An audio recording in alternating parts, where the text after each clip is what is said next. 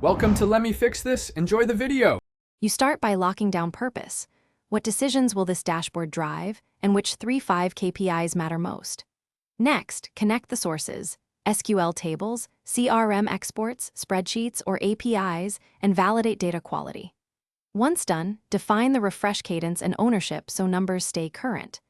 Make sure to map each KPI to a single metric definition and test one small query now to confirm access and correct joins. This gets you into executing rather than planning. With access confirmed, build the data pipeline. Extract, transform, and load while standardizing formats and deduplicating records. Then model your metrics with clear calculations and time windows. After that, design visuals that match each KPI.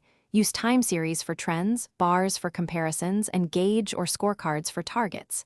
Once visuals exist, add filters, drill downs, and annotations so you can slice by segment. Make sure performance is acceptable. Optimize queries or pre-aggregate if dashboards load slowly. Finalize the dashboard by setting access controls, scheduling deliveries, and documenting each KPI definition so everyone interprets metrics the same way. Then implement alerts for threshold breaches and simple anomaly detection to surface issues early.